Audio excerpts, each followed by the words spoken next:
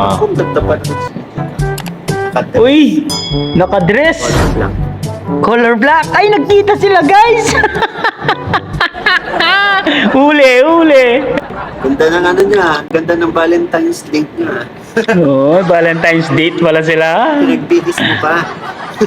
Uy, nagbihis pa ba si Saan dala? CJ? Galing, panoorin niyo pa yung ano, content ni Kalinga dyan. Galing. Ay ba? Galing? Yo guys! Magandang araw, magandang gabi mga kalingap. Siyempre, at muli, magbabalik na naman si Papa Shider upang magasin na naman ang kakaibang news, update, balita sa inyo lahat mga kalingap at mga kamay Chris natin dyan. Siyempre, mga ka 7-Eleven natin dyan.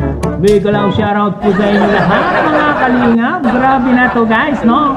For today's video guys, Kalingap Mikoy nagsalita na po about doon sa nangyaring date ni Krista Jane Villanueva noong Valentine's. Totoo kaya naman na may nangyari guys at binigay si Mikoy kay Krista Jane Villanueva? Alamin nga natin sa mga senaryo ni Kalingap Mikoy. Tara guys, panoorin natin guys. Siyempre sinabi ni Kalingap Mikoy dito na may sinuot daw na black dress. Itong si Kalingap ay si Krista Jane Villanueva. Sabi ni Kalingap Mikoy. Tara guys, liwanagin natin at panoorin natin ang mga senaryo ni Kalingap Mikoy. Guys, syempre kung bago ka pa lamang sa ating YouTube channel, huwag kalimutan mag-like, mag-share, mag-subscribe. Pahit ang notification bell button para updated kayo sa mga ilalabas natin reaction video mga Kalingap. At syempre guys, no, huwag kalimutan supportahan sina Kuya Balsan sa Matubang, Ate Eda Vlogs, Kalingap Rob, Kalingap Team, syempre Kalingap Reactor, Papa Shider TV guys. Tama talaga yung inaala ko guys. Malalaman natin dito guys. Panoorin na natin. Eto na guys. Let's go! Kasi may ganito tayo. Yung kinatatakot ako. Miss, nakatulong ba sa views yung hindi pag-skip ng ads? Ano po yung hindi pag-skip po ninyo ng ads? Nakakatulong po yun para syempre makatanggap, mas umano pa po yung revenue natin. Syempre para mas makakatulong. Sobrang laking tulong po na hindi pag-skip ng ads. Kaya pag-ibig Oo. Diba? ang ano ko nito, mag-swing ko nito.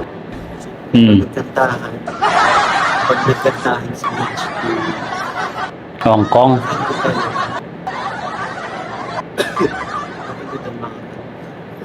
Oy, may ano pala si sipon, may ipon, may sipon si ano, may ubo.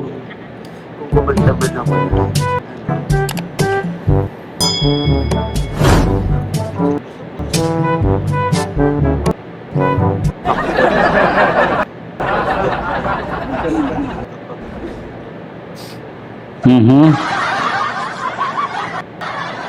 nakatawa si CJ YouTube pa lang yung sa Keta June sa Japan. Kaya si teacher pwede. Ate Sam, may loob ko siya.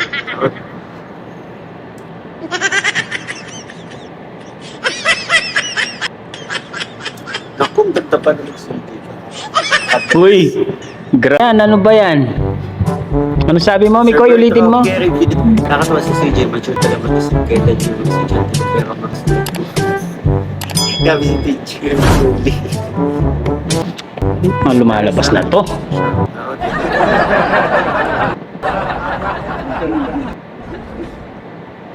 Alin? Kung nagtapat ng CJ. Uy! Nakadress! Color black. Color black! Ay, nagkita sila, guys! Uli! Nakadress, color black. Ay!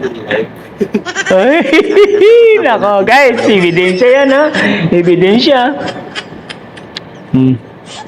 Magdala ka ng ano to, lost. At po, hindi ko alam sa MRT. Diba? Ayos. More water, yes po. Ayos, guys. Narinig nyo naman si Kalingap Mikoy, no? Naka-color black daw itong si... Yung katantagan na. Sige po.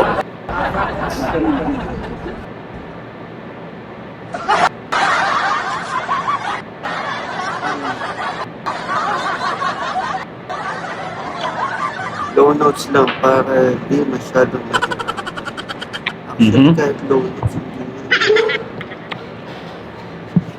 nabibigay natin kasi hindi kahit magsalita House friends date Kuya Mikoy kay Baby CJ honey mo. Ay nako. May Klaus Sharaw Kalingap Mikoy. Try mong Alnex Plus tablet.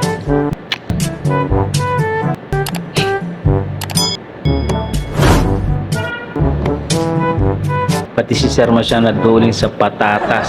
Nagkagulo. Same tayo, hirap. Diba? Ang bilis ng comment section, no? Pag uwi nyo, paparesent, no? Pareseta ka na ng beats. Miguel Morales nahihirap pa po yan may pagkakit opo actually kaya ganitong oras tayo na live para makatulog na din Ate Sam, maraming salamat po sa pakula. God bless po.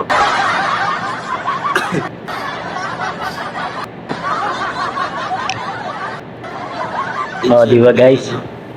May mga nilagay naman na tayong mga vlog para sakali po kahit wala ko din sa pag-vlog ko po kapag nasa HQ.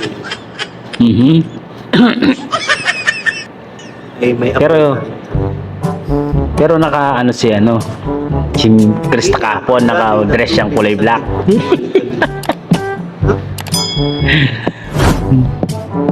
Why? Why is it shit?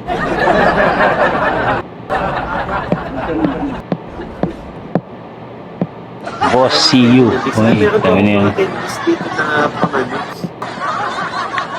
Kalingap Dan. It's coming. Salamat po, Tita Alma.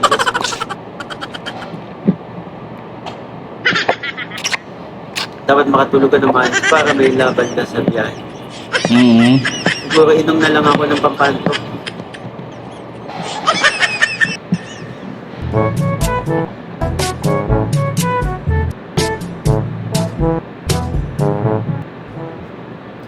Ate Grace Quadra, happy birthday. Alright.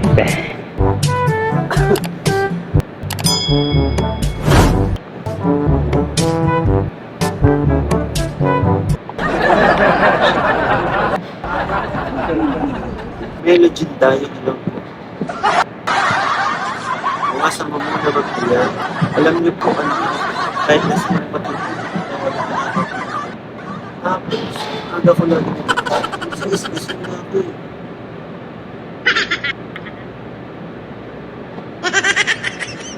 Ito, hindi mo ba napagdating ito?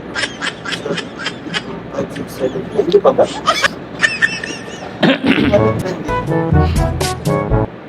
Sige, after this, sige, pag-break natin. Bakit na? Susundan niyo po.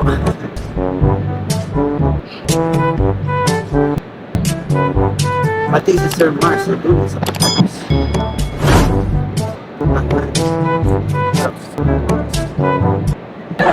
Pero po kung ang ginagamit ko po pang stem, yung eucalyptus, bibili po tayo ng yuan. Mainit na tubig. Tapos, pinapatak po ako ng eucalyptus, sobrang gamit sa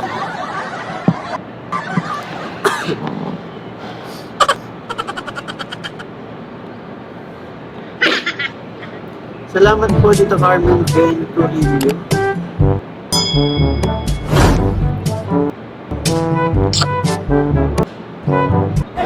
Sa mga nagtatanong po dito sa mga bago lang po sa live ko na nagtatanong about sa date po. I-review nyo na lang po itong live ko pagkatapos po.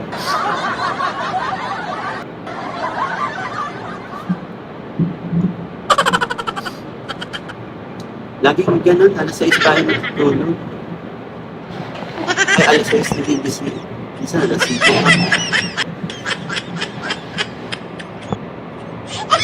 Pero, hindi nga pa. Bilis na to. Alright. Hello. Good Ganda ng ano niya, ganda ng Valentine's Day niya. Oh, Valentine's date pala sila. Nagbihis na pa. Uy, nagbihis pa ba si Saan dala? CJ? Galing, panoorin niyo pa yung ano, content ni Kalingap. Galing. Diba? Galing? Biggs, pakigit ang happy birthday. Ang founder ng team walang tulugan ni Fortune. Ah, okay. Hello, Ate Janice. Next vlog. Happy birthday po. Happy birthday po sa inyo. Siyempre, shoutout po sa team. Chris, walang tulugan. Hello po sa inyo. Ate Janice, next vlog. Happy birthday. Thank you po sa support. Hope you enjoy your day.